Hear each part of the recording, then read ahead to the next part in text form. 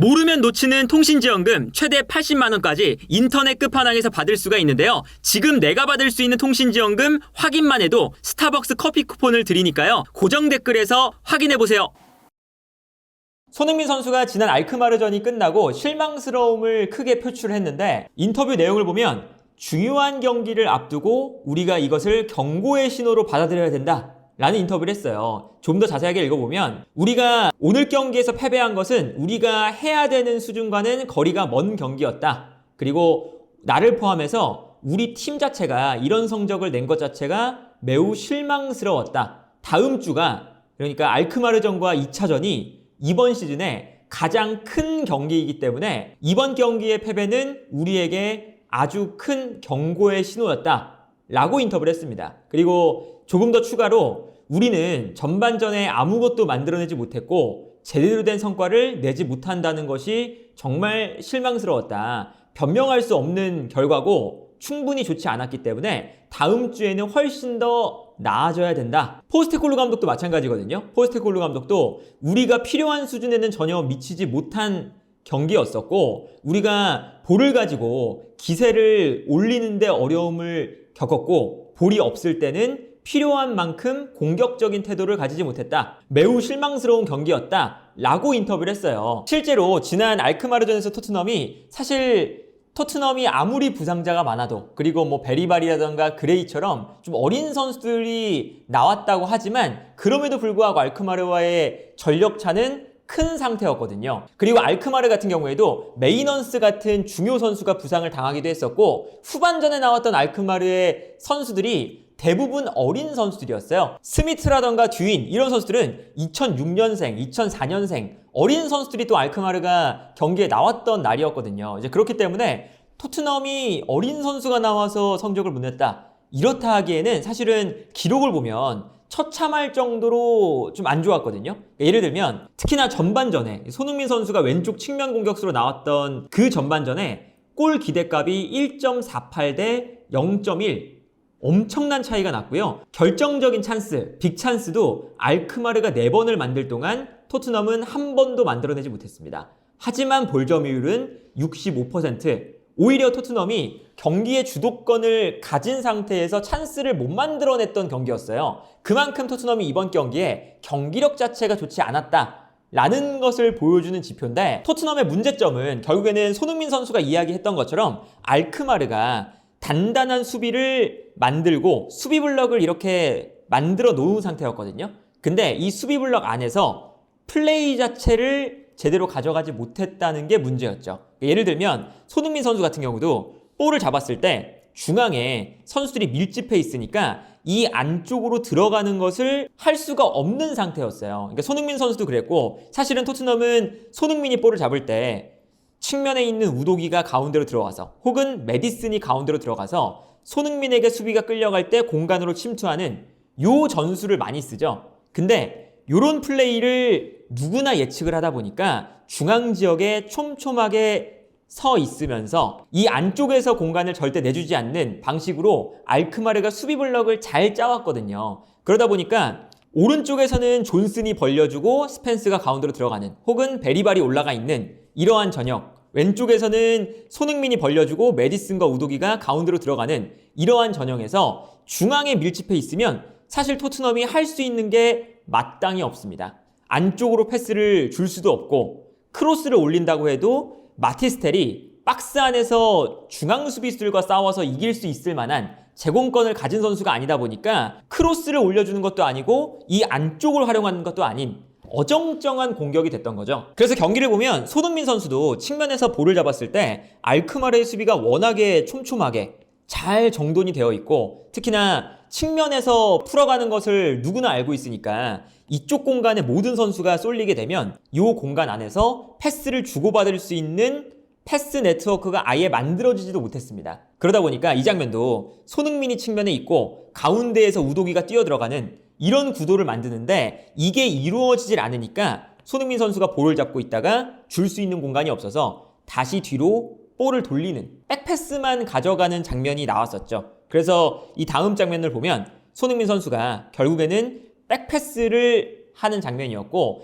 바깥에서도 볼을 잡았을 때 이 안쪽 공간에 알크마르의 수비를 보면요, 달려드는 게 아니라 여기서 수비 블럭을 그냥 만들고 있어요. 그러면 이 안쪽에 있는 우독이라던가 벤탄쿠르, 손흥민 이런 선수들이 수비 라인 사이에 갇혀 있으니까 이 공간으로 패스를 줄 수도 없는 상태였던 거죠. 그래서 결국에는 여기서도 줄 수가 없으니까 반대편으로 전환을 시키는 그런 장면이 반복이 됐었던 거죠. 그러다 보니까 여기서 문제는 뭐냐면 결국에 토트넘의 공격 방식이 굉장히 단순하잖아요. 가운데를 거쳐가지 못하고 좌우 측면에서 수비를 끌어내면 풀백들이 침투. 요 이제 한 가지 공격 방식을 계속 고집을 하는 건데, 그러다 보니까 가운데 있는 중앙 공격수에게 볼이 도달하기도 전에 이미 공격이 무마가 되고 공격을 하다가 볼을 뺏기는 턴오버가 나오는 이런 장면들이 반복이 되면서 사실상 아무것도 못하는 수준의 공격을 했다. 그래서 실제로 전반전에 중앙 공격수로 나왔던 마티스텔의 볼터치 횟수를 보면 마티스텔이 14번의 볼터치를 했어요.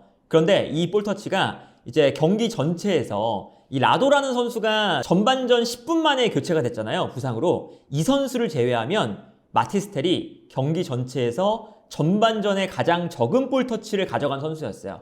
심지어 비카리오라던가 골키퍼보다도 볼터치가 적은 수치였거든요.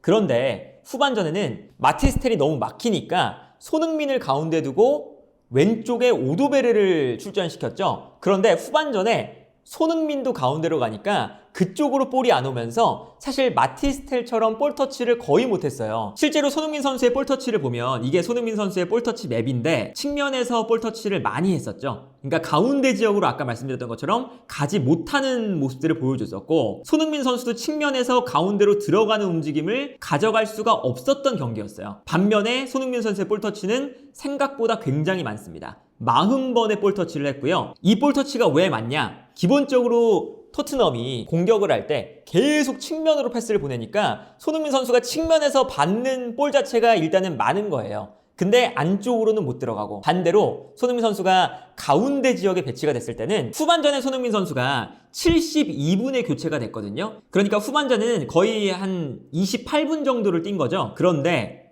손흥민 선수가 28분 동안 후반전에 볼터치가 단 3번입니다. 이것은 토트넘이 마티스텔이 분명히 잘 못하는 것도 있지만 기본적으로 공격 과정에서 풀리지가 않아서 가운데로 패스가 안 들어가니까 마티스텔이 나오든 손흥민이 나오든 중앙에서 공격수가 볼을 받을 수 있을 만한 확률 자체가 줄어든다 라고 봐야 될 수밖에 없는 거죠. 그래서 실제로 토트넘이 오늘 경기에서 볼 점유율이 풀타임을 했을 때 62%예요. 훨씬 더 이 알크마르보다 볼터치 횟수가 많고 점유도 많이 했는데, 상대방 페널티 박스 안에서의 볼터치는 알크마르가 28번, 토트넘이 13번입니다.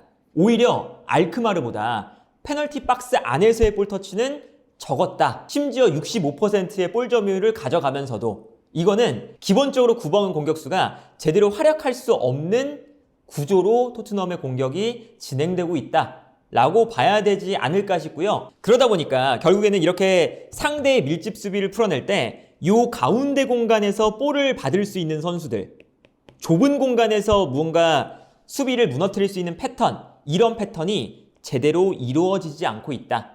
물론 이제 가운데에 솔랑키 같은 선수가 배치가 된다면, 솔랑키가 후반전에 잠깐 기용이 됐었지만 기본적으로 앞으로 달려나가면서 수비를 무너뜨려주고 가운데에서 싸워주면 공간이 더 생기고 이 공간으로 패스가 들어가는 이런 식이 될 텐데, 지금은 솔랑키도 못 나오고 있는 상황이고, 심지어 이번 경기에서 부상 복귀하자마자 다시 부상을 당했으니까 만약에 솔랑키가 못 나오면 손흥민 선수가 이야기한 다음 주에 있을 토트넘의 가장 중요한 경기, 그 경기에서도 마티스텔이 나오거나 아니면 손흥민이 최전방 공격수로 나왔을 때 중앙에서 볼을 받을 수 있는 선수가 없으니까 좁은 공간으로 패스를 보내줬을 때 찬스 메이킹이 안 되고 볼을 빼앗기는 장면이 반복이 되고, 그러면 패스가 또 측면 지역에서만 돌다가 끝나게 되는, 우리가 흔히 말하는 U자 빌드업만 하다가 상대방 페널티 박스 안으로 볼을 투입하지 못하는 이러한 현상이 반복될 가능성이 매우 크다. 그리고 심지어는 측면으로 패스를 보내주는 걸 모든 팀들이 알고 있어요. 특히나 측면 지역으로 패스를 보내줘야 되니까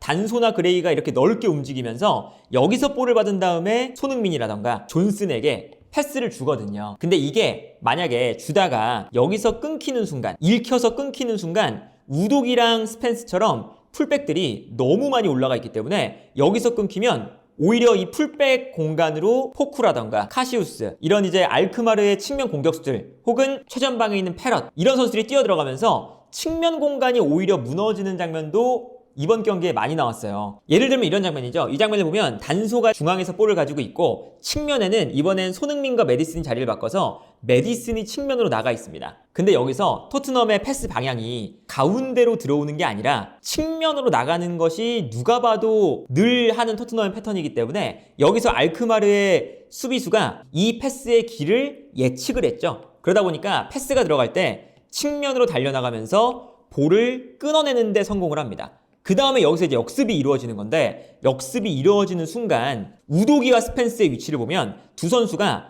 가운데로 너무 많이 들어와 있어요. 그러다 보니까 여기서 볼을 뺏기는 순간, 그 순간 측면이 열리게 되는 거죠. 그래서 공격을 측면에서만 하다가 볼이 끊기는 순간 순간적으로 이 공간을 너무나 쉽게 허용을 하게 되고요. 그러다 보니까 풀백이 너무 올라가 있으면 두 선수가 자연스럽게 왼쪽에 있는 우도기가 올라가 있기 때문에 단소가 우도기의 자리를 커버를 해줍니다. 그러면 그레이도 단소가 끌려나가는 걸 보고 또 끌려나가죠. 근데 스펜스는 올라가 있기 때문에 이 공간을 또 커버를 못하니까 이 다음 장면을 보면 알크마르가 볼을 끌고 올라가다가 단소와 그레이가 측면으로 끌려 나오는 순간 스펜스는 이 공간을 순간적으로 못 내려오고 있는 상황이고, 이때 뛰어들어가는 알크마르의 공격수에게 한 번의 방향 전환, 이 패스가 정확하게 측면으로 도달을 하면서 측면에서 아주 좋은 기회를 잡은 다음에 슈팅을 기록하는 이런 장면을 볼 수가 있었어요. 이 장면도 이제 빅찬스로 분류되었던 장면 중에 하나거든요.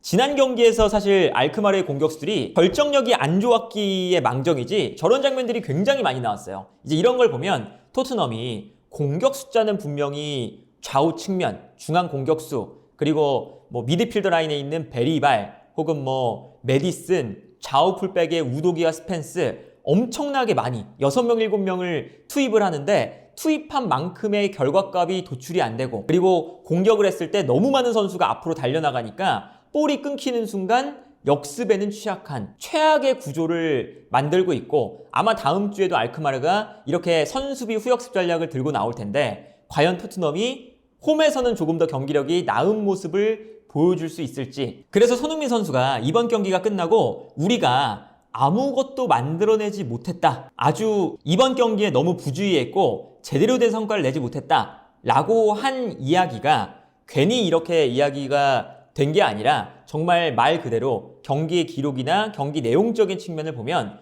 아무것도 못했던 경기였기 때문에, 심지어 뭐 정말 탑 클래스의 팀들과 경기를 한 것도 아니고 알크마르, 본인들보다 전력이 약한 팀과 경기를 했는데도 불구하고 아무것도 못한 경기였기 때문에 아주 실망감이 크게 드러나는 인터뷰를 손흥민 선수도 자연스럽게 하게 된 것이 아닌가 하는 생각이 들고요. 결국에 토트넘은 리그에서의 일단은 일정 자체가, 사실 리그는 이제 성적이 그렇게 중요하지가 않잖아요. 유럽 대항전도 못 나가고 그렇다고 해서 강등될 것도 아니고, 그렇다면 여기서 리그는 어느 정도 포기하고 유로파 리그에 올인을 해야 되는데, 그리고 심지어 이번에는 지난주에 있었던 맨시티전에 손흥민, 클루셉스키를 빼고 로테이션을 돌리면서 어느 정도 리그를 포기하고 유로파에 집중을 했던 경기인데, 집중을 했음에도 불구하고 이렇게 실망스러운 경기력이 나오기 때문에 그만큼 토트넘이 비판도 많이 받고, 그리고 손흥민 선수가 실망스러운 인터뷰를 하고, 그리고 심지어는 오늘 경기가 끝나고 비카리오 골키퍼가 토트넘 팬들과 또 충돌이 있었어요. 어떤 거냐면 비카리오 골키퍼가 경기가 끝난 이후에 패배를 한 다음에 팬들에게 가서 응원을 유도하는 이런 이제 그 제스처를 했는데 오히려 야유를 받았다. 조금 더 읽어보면 비카리오가 원정 팬들을 향해서 팔을 치켜드는 모습, 그러니까 이렇게 이제 응원을 요구하는 그런 이제 제스처를 취한 거죠. 그런데 오히려 토트넘 팬들은 이런 비카리오의 제스처에 분노를 표출했고, 이것에 대해서 또 야유를 받으니까 비카리오 골키퍼는 이렇게 호응을 유도하다가 경기장을 떠나면서 좌절하는 모습을 보여줬다. 그래서 이렇게 팔을 들면서 호응을 유도하는 이런 이제 제스처를 취하다가 결국에는 이렇게 화를 내면서 퇴장을 하는 모습까지 보여줬어요. 그러니까 그만큼 팀 전체의 분위기도 토트넘이 많이 다운되어 있는 모습인데, 유로파리그 우승에 대한 지금 도전을 하고 있는 상황에서 유일하게 남은 우승 가능성이 있는 대회에서 우승을 못하더라도 이렇게 처참하게 너무 이제 무기력하게 떨어지면 이번 시즌에 남는 것이 아무것도 없다 보니까 어느 정도는 개선된 모습을 다음 경기에 필히 가지고 나와야 이번 시즌을 마무리하는 데에 조금이나마 다음 시즌의 희망을 보면서 끝낼 수가 있는 시즌이 되지 않을까 싶네요.